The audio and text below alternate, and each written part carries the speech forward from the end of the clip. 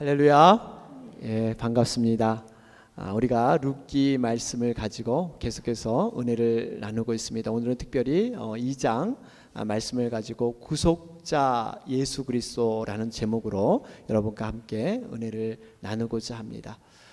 여러분, 우리가 가진 성경은 이스라엘 역사에 대해서 자세하게 다루고 있습니다. 그렇다고 성경이 역사책은 아닙니다. 또 한 가지, 이 성경에 보면 윤리적이고 도덕적인 많은 그런 교훈들이 실려 있습니다. 그렇다고 해서 또 여러분, 성경이 윤리책이 아니죠. 분명히 성경이 말하고자 하는 중심 메시지가 있습니다. 여러분, 그것이 무엇입니까? 그것은 바로 예수 그리스도입니다. 이 성경은 많은 교훈과 도덕적인 지식을 우리에게 안내해주고 있지만 세상적인 책과는 분명히 틀린 책입니다. 예수 그리스도의 그 중심성이 있는 것이 바로 성경의 말씀이에요. 구약과 신약으로 구성된 이 성경을 우리 여자분들 빨래 해보셨죠? 빨래를 비유한다면 이 빨래 빠는 그런 꽉 짜는 그러한 성경을 짠다 그러면 여러분, 떨어지는 것은 예수 그리스도의 보혈의 피예요. 그 떨어지는 것은 예수 그리스도의 십자가의 사랑입니다. 그만큼 성경은 모든 중심이 예수 그리스도를 향해서 그렇게 집중되어 있는 것이 바로 성경의 말씀입니다. 우리들이 참으로 죄로 인해서 하나님의 형상을 완전히 상실하고 아무런 소망 없이 살아가는 자들에게 하나님의 형상을 어떻게 회복할 수 있을까? 그것을 가이드해 주는 것이 바로 성경 말씀입니다. 인생의 참 행복을 모르고 좌절하고 방황하는 영혼들에게 예수 그리스도를 통해서 참 인생의 행복이 무엇인가를 제시하고 있는 것이 여러분, 성경의 말씀이에요. 그렇기 때문에 우리가요, 이 성경에 나오는 모든 인물들, 어떤 사건들, 제도, 역사, 이런 것들을 우리가 들여다볼 때 한 가지 놓치지 말아야 할 것이 있습니다. 그것이 뭐냐면, 이러한 모든 인물들의 사건과 역사적인 이러한 배경들이 항상 예수 그리스도와 관계가 되어 있다는 이 부분을 우리는 놓치지 말아야 돼요. 이것을 우리가 구속사적인 관점이다, 이렇게 얘기를 하는데요, 항상 이 말씀은 예수 그리스도와 연관되어 있어요. 그래서 여러분, 이 구약을 뭐라고 표현합니까? 앞으로 오실 예수 그리스도를 예표하는 것, 그 예수 그리스도를 많이 증거하는 것이 구약의 말씀이라 그러죠. 반면에 신약은 이미 오신 예수 그리스도, 그분께서 이 땅 가운데 보여주신 능력과 그분의 사역을 통해서 예수 그리스도 그분이 어떤 분인가를 보여주는 말씀이 바로 여러분, 신약이지 않겠습니까? 그렇기 때문에 우리가 이 말씀을 기인해서 이 룻기 말씀을 우리가 생각해 봐야 돼요. 이 룻기 말씀을 우리가 자칫하면 이 룻이라는 여인의 참 훌륭한 점이 여러분 많지 않아요? 어떻게 보면 효심이 지극한 그런 여인이었어요. 며느리로서 여러분, 고부간의 갈등 얼마나 심합니까?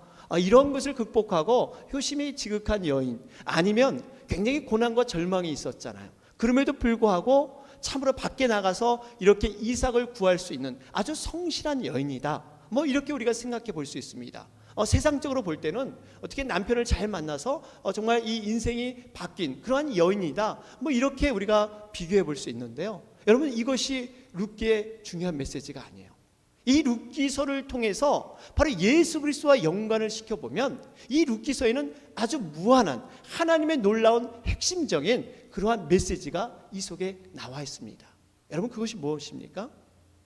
인간의 죄로 인해서 아무런 소망과 절망 없는 자에게 보아스라는 인물을 통해서 예수 그리스도께서 바로 우리의 희망이시고 우리의 소망이 되시는 그 만남을 하나님께서 열어주시는 이 과정을 룻기서에 기록해 놓고 있습니다. 오직 우리의 희망은 예수 그리스도밖에 없다 하는 것을 이 룻기서를 통해서 하나님은 지금 말씀하고 계시길 원하시고 계세요. 우리가 앞에서 쭉 살펴봤지만요, 여러분, 이 나옴이라는 집안 흉년이 들었잖아요. 이 고향 땅을 떠났습니다. 자신 나름대로 푸른 꿈을 가지고 이 모압 땅으로 갔어요.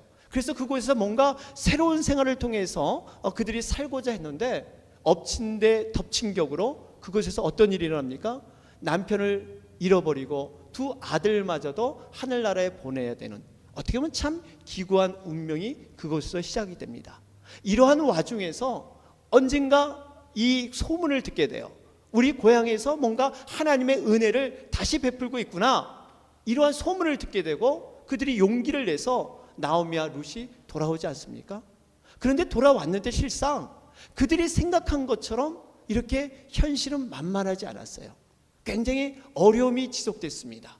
그러한 상황에서도 룻이 참 훌륭했던 것은요, 은혜를 사모하는 여인이었다는 거예요. 은혜 받기를 간구하면서 그가 현실의 낭만 가운데 안주하지 않고 은혜를 사모함으로 말미암아 그가 밖으로 도전하지 않습니까? 그런데 하나님은요, 놀라운 일을 행하세요. 이렇게 은혜 사모하는 자에게 단순히 먹고 사는 문제만을 해결해 주는 것이 아니라 그 먹고 사는 그 은혜 너머로 하나님이 예비하신 섭리, 하나님이 준비하신 그 비밀의 그 섭리를 하나님은 간직하고 계세요. 바로 그것을 룻을 통해서 만나게 되지 않습니까? 물론 여러분, 현실적인 그러한 그 은혜도 하나님은 허락하시는 하나님이세요. 얼마나 많은 양의 이삭을 얻었습니까? 우리가 지난 시간에 한 에바를 얻었다 그랬죠. 한 에바는요, 한 남자가 열심히 하루 일해서 번 것의 20배가 정도 되는 정말 풍성한 그러한 양의 이삭을 죽게 하십니다. 하나님은 은혜를 사모하는 자에게 현실적인 은혜뿐만 아니라 은혜 너머로 하나님의 그 깊은 섭리의 은혜까지도 경험하게 하시는 그러한 모습을 우리는 룻을 통해서 발견해 볼 수가 있습니다. 룻은 이러한 많은 양식을 얻었을 때 너무나 기뻤어요. 너무나 감격이 됐습니다. 그래서 뛰어가서 이 자기 시어머니 나오미에게 알렸습니다. 어머님, 내가 이래 져서 정말 이삭을 주셨는데 이렇게 많은 양을 하나님께서 허락하셨습니다. 그래, 그 밭이 누구 밭이냐? 그랬더니 그 밭이 보아스의 밭이더이다. 이런 고백을 하게 됩니다. 이 보아스라는 이름을 들었을 때 나오미의 눈빛은 달라지게 됩니다. 단순히 룻이 그 얻었던 그 이삭의 양의 눈에 가 있는 것이 아니라 보아스라는 그 이름에 귀가 번쩍 뜨이기 시작해요. 그러면서 그동안 잊었던 하나님의 은혜, 그동안 하나님의 약속의 그 기업들을 잃어버렸던 것에 대해서 다시 한번 회복하는 이러한 계기가 보아스라는 이름에서 시작이 됩니다. 그러면서 이 나오미는 전율을 느끼기 시작해요. 여러분, 전율을 한번 느껴보셨어요? 우리가 하나님의 섭리 앞에 딱 우리 삶이 맞닥뜨리면요, 나도 모르게 머리부터 발끝까지 쫙 전율이 느낄 때가 있어요. 생각하지 못하는, 정말 내가 상상하지 못하는 하나님의 그 놀라운 계획에 우리가 이끌림 바 될 때 우리는 나도 모르게 그 전율을 느낍니다. 바로 지금 나오미는 그 전율을 느낀 거예요. 그동안 잊어버렸던 그 은혜에 대해서 이 보아스의 그 이름이 모든 것을 회복하는 그러한 길로 이것을 마련했던 것입니다. 여러분, 나오미의 그 고백이 어떤 고백이었습니까? 오늘 20절 말씀에 기록되어 있죠. 여러분, 20절 말씀을 보면 나오미가 이렇게 고백을 합니다. 나오미가 자부에게 이르되 여호와의 복이 그에게 있기를 원하노라. 그가 생존한 자와 사망한 자에게 은혜 베푸기를 그치지 아니하도다. 나오미가 또 그에게 이르되 그 사람은 우리의 근족이니 우리 기업을 물을 자 중 하나이니라. 여러분, 이 나오미 룻, 이 고향에 돌아왔는데 여러분 어떤 처지였습니까? 나오미가 오죽했으면 내 이름을 나오미라고 부르지 마라. 이 나오미란 뜻은 여러분 기쁨, 희락이란 뜻이지 않습니까? 내 이름을 나오미라 부르지 마라. 나를 마라라 부르라. 마라는 괴로움이란 뜻이에요. 쓴물이 있잖아요. 쓴물. 예? 여러분, 나를 이 인생의 괴로움이 있는 얼마나 그 마음이 절망 가운데 낭만 가운데 있었으면 이름을 바꿔 불러달라 그럴 정도로 이 나오미에게 슬픔이 컸습니까? 그런데 지금 이 상황에서 갑자기 보아스라는 이름을 듣고 이 나오미가 새로운 소망을 발견하게 됩니다. 이 친족인 바로 기업 물을 자 중인 한 사람이 보아스라는 그러한 사건을 발견하게 됩니다. 우리가 이 기업 물을 자에 대해서 좀 여러분 알아볼 필요가 있어요. 이인데 기업 물을 자가요, 이 룻기에 보면 계속해서 이렇게 나오는데, 그리고 기업 물을 자가 어떤 뜻이 있습니까? 여러분, 이 무르다라는 말에 우선 우리가 좀 설명을 제가 해드리면요, 이런 뜻이 있어요. 우리 어르신들, 남자분들은 아마 다 아실 거예요. 장기나 바둑을 두지 않습니까? 우리 장기가 바둑을 둘 때 이렇게 수를 잘못 쓰게 되면 이거 한 수 좀 물러줘 이런 말을 하지 않아요? 그러면 이 한 수를 이렇게 물러줘요. 그러니까 원래 상태로 이렇게 되돌리는 것, 이런 것이 무르다 하는 뜻에 있어요. 또 우리 여자분들 마켓 가시면요, 어떤 물건을 이렇게 구입하지 않습니까? 근데 그 물건에 이상이 있을 때 그걸 이렇게 리펀 해달라고 다시 한번 이렇게 요구하는 일이 있습니다. 그러면 다시 돈으로 돌려주는 경우가 있습니다. 이것이 이렇게 무르다는 뜻이에요. 그러니까 원래 상태로 다시 회복하는 것, 여러분 이것이 바로 기업 무르다 하는 뜻이 있습니다. 그런데 이 기업 무른 자가 서로 연관되는 것이 고엘 제도라는 것이 있습니다. 이 당시 이스라엘 백성들에게는 어떤 제도가 있었냐면요, 이 고엘 제도가 있었는데, 이 고엘 제도는 뭐냐면 이런 거예요. 어떤 사람이 이렇게 재산을 갖고 있었는데, 물질을 갖고 있었는데 갑자기 질병이 걸린다든지 사업을 실패한다든지, 또 이 자연재해가 있잖아요. 예상하지 못했던 갑작스러운 그러한 자연을 통해서 고난이 올 때가 있습니다. 그렇게 되면 자기가 갖고 있는 것을 남에게 팔아버릴 수밖에 없는 이러한 어려운 환경이 있지 않습니까? 어떠한 그 땅이 있다면 그 땅을 남에게 팔아 넘겨요. 그런데 그 땅을 산 사람이 만약 원주인이 과거에 팔았던 그 돈이 생겨서 다시 나에게 돌려주어, 다시 나에게 그 땅을 물려주어 할 때 그것을 그냥 말없이 다 돌려줘야 되는 그러한 그 제도가 바로 고엘 제도입니다. 만일에 혹시나 이 원주인이 돈이 없는 거예요. 뭔가 이렇게 물질이 있어서 그걸 다시 갚아주고 물건을 되찾아야 되는데, 그러한 형편이 안 되면 자기 친족 중에, 자기 친척 중에 가장 가까운 사람, 유력한 자가 되고 어떤 부유한 자가 되겠죠. 그리고 정말 그 친척을 사랑하고 애정이 있는 사람, 그 사람이 대신해서 그 돈을 내어주고 다시 찾는 제도, 이것이 바로 고엘 제도입니다. 그리고 그 일을 하는 그 친족들을 오늘 등장하는 바로 기업 물을 자다, 이렇게 우리가 보게 되는 것입니다. 바로 이 기업 물을 자, 이 기업 물을 자를 통해서 이 모든 것을 회복시키게 하는 것이 바로 이스라엘 백성의 그 당시의 풍속이었습니다. 우리가 여기서 그런데요, 이 땅에 대해서 우리가 한번 생각을 해봐야 돼요. 여러분, 이 땅이라는 것은 지금의 우리가 생각하는 이 부동산의 개념과는 좀 틀려요. 이스라엘 백성들이 이 땅의 개념은요, 지금 우리가 재산 정도를 측정하는 이러한 그 재산이 어느 정도냐 될 때 하는 그러한 그 땅의 그 개념과는 조금 틀린 게 뭐냐면, 그들은 그 땅이라는 것이 하나님의 약속과 신분과 하나님의 축복을 상징하는 것이 이 땅이라는 개념에 포함되어 있었습니다. 우리가 잘 아는 것이 뭘까요? 이 아브라함을 보면 알 수 있잖아요. 아브라함에게 뭐라고 먼저 얘기합니까? 너는 본토 친척 아비 집을 떠나 내가 내게 지시할 땅으로 가라 그래. 땅으로 가라. 그러니까 아브라함이 순종함으로 말미암아 그 땅으로 감으로 말미암아 그 땅을 통해서, 하나님이 예비한 그 땅을 통해서 하나님이 허락하신 것이 후손도 허락하시고 또 하나님의 기업까지도 그 땅을 통해서 허락하는 것을 우리는 알 수가 있습니다. 그러니까 그만큼 땅은 굉장한 그 하나님의 축복과 언약 백성으로서의 상징이 그 땅에 포함되어 있는 거예요. 이스라엘 백성들이 여러분 40년 동안 광야 훈련을 하나님께서 돌리셨죠. 2주일 만에 갈 수 있는 코스를 40년 동안 돌리시다가 그 훈련 과정 속에 기어이 이젠 가나안 땅에 이르게 하셨어요. 그러면서 가나안 땅에 이르렀을 때 12지파가 이렇게 하나님의 그 뜻에 따라서 분배를 하지 않습니까? 땅을 나누게 돼요.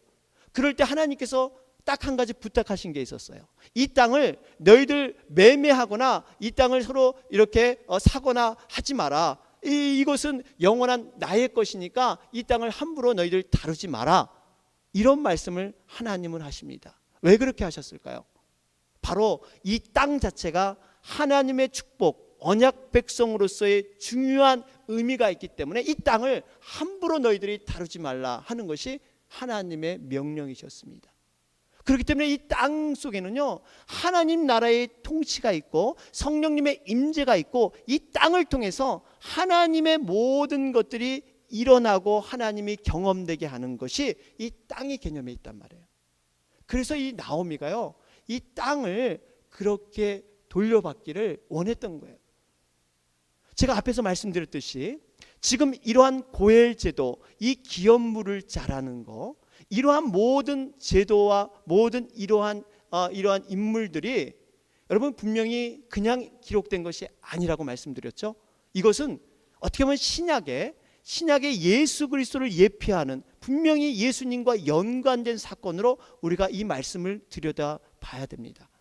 여러분, 기업물을 짜라는 것은 우리말로 이렇게 그대로 번역을 한다면 이 친족 구속자 뭐 이렇게 볼 수 있어요. 친족, 그러니까 가까운 그러한 친척 중에서 대신해 줄 사람, 구속자. 그런데 영어로는 kinsman redeemer 그러죠. 그러니까 친족에서 redeemer, 뭔가를 구속해 줄 수 있는 사람, 대손해 줄 수 있는 사람을 이렇게 얘기하고 있습니다. 그런데요, 여러분, 신약에 가면 예수님께서 수많은 사역을 하셨어요. 수많은 사역을 했는데 그 중에 크게 아주 중요하게 하신 사역이 있습니다. 그 사역이 뭐냐면 구속 사역이에요. 구속.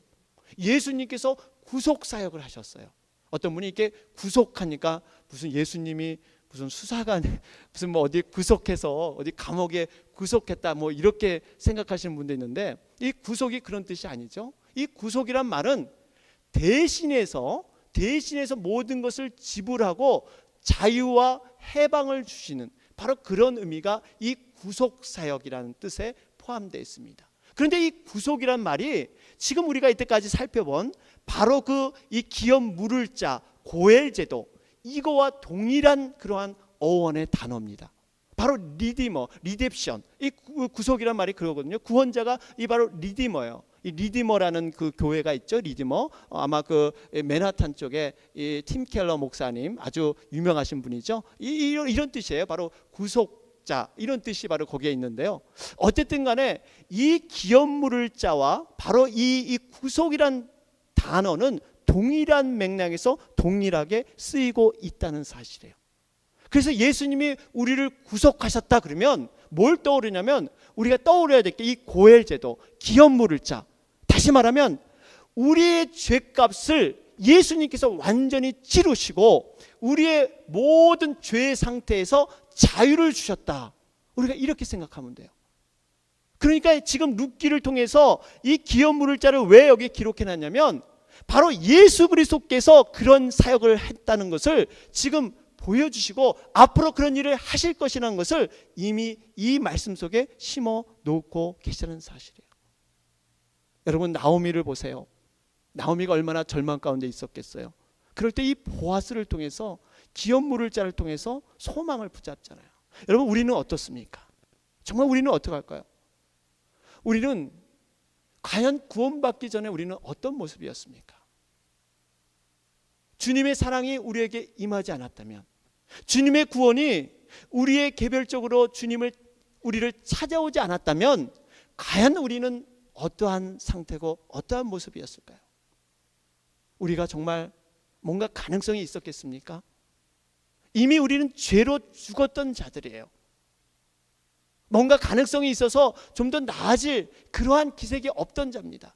하나님과 원수된 자였어요. 그럼에도 불구하고 그분이 십자가에서 자기 몸을 친히 들여서 그 핏값으로 우리를 값주고 사신 거예요. 이게 구속이에요, 구속. 우리의 죄를 값주고 사셔서 완전히 자유인으로 우리를 만들어 주셨습니다. 더 이상 세상에 속한 사람이 아니라 하늘에 속한 사람으로 그 신분까지도 바꿔주셨어요. 어떤 신분입니까? 우리가 하늘의 복과 존귀와 영광을 누릴 수 있는 신분, 하나님의 자녀될 뿐만 아니라 상속자로서 모든 것을 이어갈 수 있는 그러한 능력과 권한을 우리에게 다 보여주셨다는 사실이에요. 그러면서 우리가 한 가지 생각해야 할 것이 있어요. 과연 우리는 얼마만큼 우리가 살아가면서 정말 주님의 이 십자가의 그 사랑, 모든 죄에서 구속하신 그 지불하신 그 놀라운 그 희생의 사랑을 얼마만큼 구속자 되신 그 예수님을 인해서 우리가 힘을 내고 위로받고 소망으로 살아가느냐 하는 것입니다. 여러분은 얼마만큼 예수님이 우리를 구속하셨던 그 사건, 우리를 구원했던 그 사건이 내가 진정으로 낭망되고 절망될 때, 내가 진정으로 세상에서 정말 버림받은 것 같고 세상에서 스트레스 받을 때 정말 그 구원했다는 그 사건이, 그 놀라운 그 일들이 얼마만큼 나에게 힘과 능력으로 여러분 작용합니까? 세상이 주는 유익과 세상이 주는 성공과 세상이 주는 뭔가 해결함은 우리의 마음을 시원케 해주는데, 우리가 정작 정말 예수 믿는 자로서, 구원받은 자로서 그 십자가의 그 능력이, 그 주님의 사랑이 얼마만큼 우리의 마음을 시원케 해주는가 말입니다. 우리가 진정으로 구원받은 사람이라면요, 진정으로 구속받은 사람이라면 우리의 인생이 좀 달라져야 되지 않겠어요?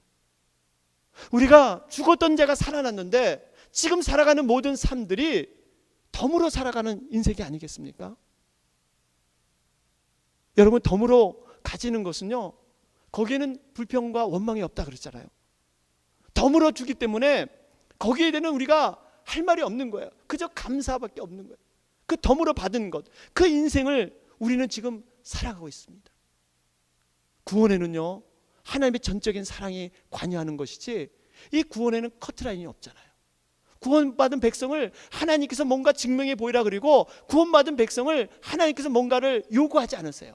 그냥 무조건적인 사랑으로 우리를 구원하신 거예요.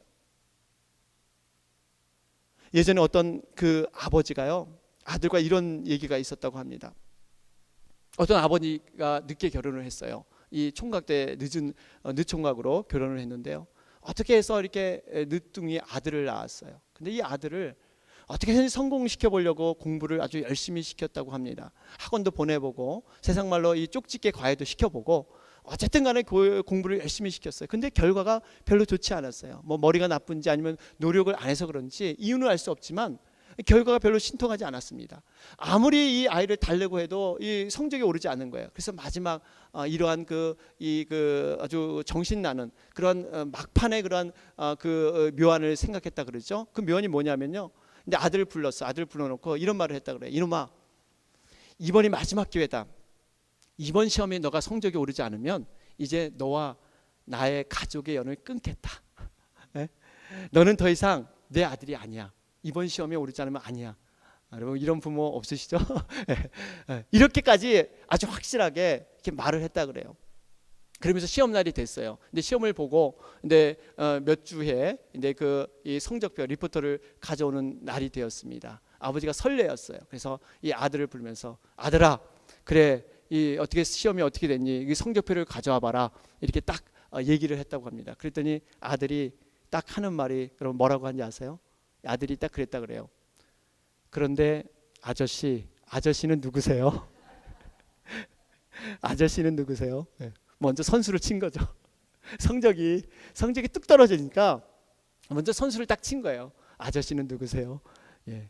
여러분, 이것이 참 웃는 얘기 같지만 저는 이 얘기가 만약 하나님께서 구원받은 자에게 그 믿음의 성적표, 구원받았으니까 네가 그 구원받은 만큼 뭔가를 해야 되는데 그 믿음의 성적표를 우리에게 요구한다면 우리는 과연 어떻게 살까? 여러분, 어떻게 살겠어요?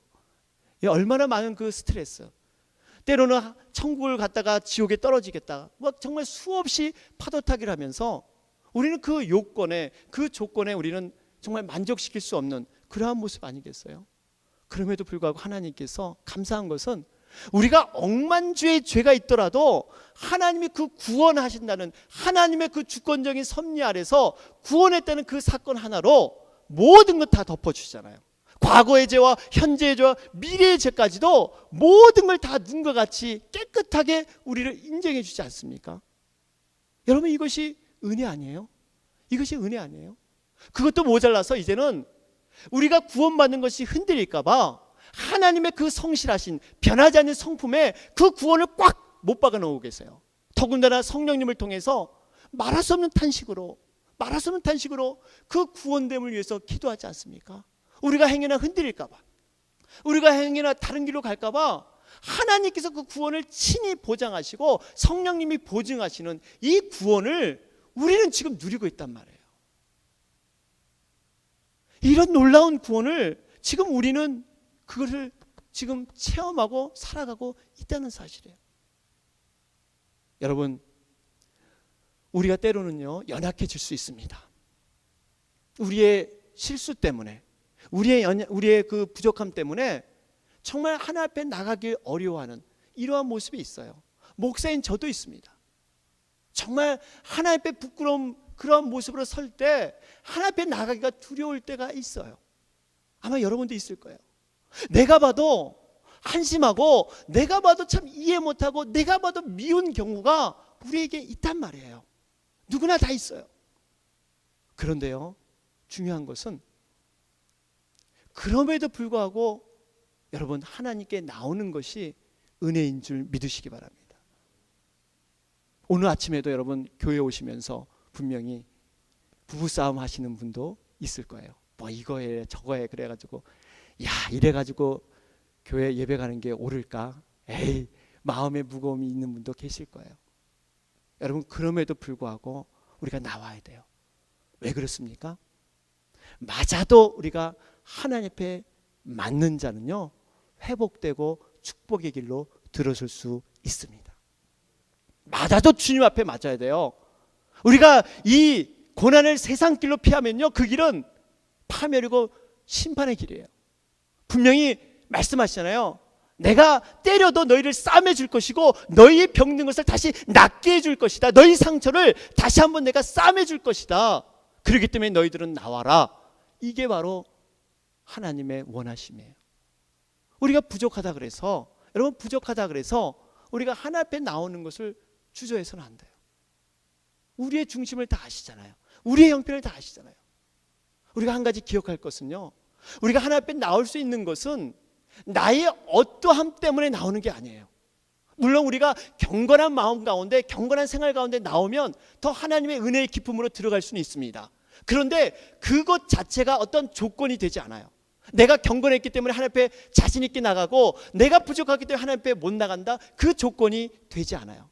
하나님 앞에 나올 수 있는 조건은요, 십자가의 보혈의 능력, 예수 그리스도의 그 공로, 여러분 이거밖에 없음을 믿으시기 바랍니다. 우리의 어떠함 때문에 나오는 게 아니에요. 우리의 어떠함 때문에 하나님 앞에 드려지는 게 아닙니다. 그러면서 우리가 한 가지 깨달아야 할 것이 있습니다. 오늘 이 나오미의 역할을 우리가 좀 눈여겨볼 필요가 있어요. 여러분 이 나오미의 역할, 이 나오미의 이 분명한 사명이 있었습니다. 지금 이 나오미의 가족들은 굉장히 음울하고 절망 가운데 있었어요. 이것을 어떻게 해야 되나? 이 가까운 친족 보아스가 있음에도 불구하고 잊혀진 존재로 그냥 현실에 안주하면서 어떻게 보면 어둠 가운데 살아가는 그 모습이 지금 이 나오미 가정의 모습이었습니다. 그런데 보아스의 그 소식을 듣고 모든 은혜를 다시 한번 돌리면서 회복할 수 있는 길로 열어가는 것이 바로 나오미의 역할이에요. 어떻게 보면 이 세상에도 아직 그 하나님의 은혜를 경험했지만 잊혀져가는 많은 그러한 존재들이 있습니다. 그런 많은 사람들이 있어요. 그들이 살아가는 현실에 그 절망과 낭만과 어둠이 있지만 그것을 헤쳐나오지 못해서, 그것을 빠져나오는 방법을 몰라서 헤매는 많은 인생들이 있습니다. 이런 자들에게 나오미가 중간자의 역할을 한 거예요. 어떻게 보면 그러한 중보자의 역할을 한 겁니다. 바로 이 룻을 통해서 이 보아스의 존재를 알려주지 않습니까? 그 방법까지도 구체적으로 이 룻에게 일러줘요. 여러분 이런 역할이 누가 해야겠습니까? 바로 주님의 몸된 교회가 해야 되고, 바로 우리 성도인 우리가 해야 될 줄로 믿습니다. 바로 이것이 중보자의 역할이고 중개인의 역할입니다. 이런 사역을 할 때 이것이 세상을 섬기는 거예요. 우리가 세상을 어떻게 섬기겠습니까? 많은 봉사나 어떤 물질로, 이거는 세상 사람들이 너무나 잘하는 거예요. 우리가 하나님이 기뻐하시는 섬김은 바로 그들을 위해서 기도하면서 그들을 정말 회복시켜 주는 것, 영혼을 살려내는 이 작업이 가장 하나님이 원하시는 섬김이에요. 사랑하는 여러분, 주님은 말씀하십니다. 십자가의 도가 멸망하는 자들에게는 미련한 것이요 구원을 얻는 우리에게는 하나님의 능력이라. 여러분, 능력이라. 예? 멸망하는 자들에게는요 하나님의 영이 없기 때문에, 하나님의 신의 존재를 모르기 때문에 십자가가 미련해 보입니다. 미련해 보여요. 가치 없는 것으로 보입니다. 우리가 예배드리는 모든 그러한 행동조차도 이해하지 못하는 게 세상 사람들이에요. 그러나 구원을 얻은 우리들, 구속받은 우리들은요 이 십자가가 하나님의 능력이 됨을 여러분 믿으시기 바랍니다. 하나님의 능력이 됨을 믿으시는 분들은요 우리가 무엇을 하겠습니까? 그 구속받은 그 예수님, 그 발 아래 엎드릴 수밖에 없는 거예요. 우리가 구속받고 구원받았으면 그분의 발 앞에 우리의 소원을 아뢰면서 친히 겸손히 우리를 위해서 죽으신 그분 앞에 사모하는 마음으로 우리가 기도할 수밖에 없다는 것을 보게 됩니다. 그것이 어디에서부터 시작될까요? 먼 곳에 있지 않습니다. 가까운 데에 있어요. 바로 우리가 드리는 예배에서부터. 바로 이 예배 현장에서 우리가 구속받은 자로서 이 주님의 발치 앞에 겸손히 그분의 은혜를 구하는 것, 여러분 이것부터 바로 시작된다는 사실이에요. 이것이 우리의 충만함을 통해서 세상을 섬길 수 있도록 하나님께서 이루시는 그러한 계획입니다. 우리의 충만함 없이 우리는 세상을 섬길 수가 없어요. 그것이 예배 가운데 충만한 영적인 충만함으로, 간격 있는 예배로, 은혜의 생수가 흐르는 예배로 우리가 그것을 이루어가야 돼요. 그럴 때 정말 빛을 잃고 헤매는 그런 영혼들에게 아낌없는 그런 섬김으로 우리가 다가갈 줄 믿습니다. 오늘 우리 말씀을 우리가 묵상하면서 다시 한번 여러분, 우리의 보아스는 어디에 있습니까? 정말 우리 예수 그리스도를 통해서 이 구속받은 자로서, 구원받은 자로서 얼마만큼 그러한 감사와 감격을 가지고 진정은 우리의 삶 가운데 그것이 능력이 되고 힘이 되고 모든 소망이 돼서 우리의 에너지를 다시 한번 주님께 끌어올릴 수 있는 그러한 근원이 되고 있습니까? 우리가 다시 한번 이 말씀을 붙잡으면서 함께 주님 앞에 나아가는 여러분과 제가 되길 주님의 이름으로 축원합니다.